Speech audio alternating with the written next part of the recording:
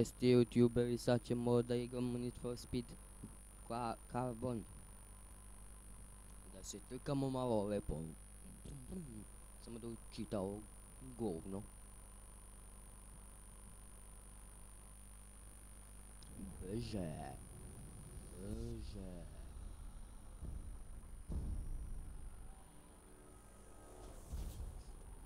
Idemo. Idemo. Brum, brum.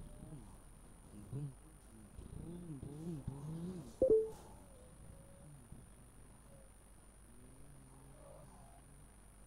Gaz, gaz.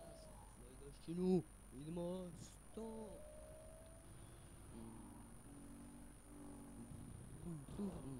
Idemo. I idemo. Inače, ja sam jako stišao ove zvukove, samo da bi mene lepo čuli kako ja lepo pričam. I zato izgubim kontrolu nad autom, zato što ja s vama pričam. Bolje je da čutim. Bolje mi ide kad ja čutim, kad igram. Inače, bit će najvjerojatnije Call of Duty 4 multiplayera. Davno sam ga igrao, a već mi se igra, a njega nisam ni snimao.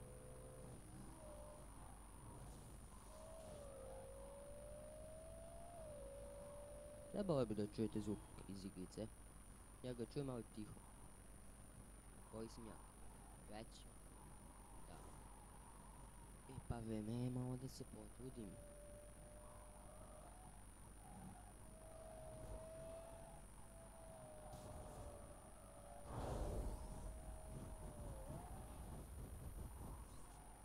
Tako je.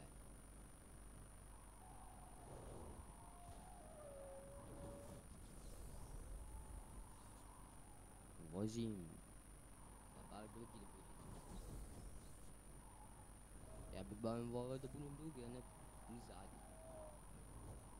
Bilo bi lepo biti prvi.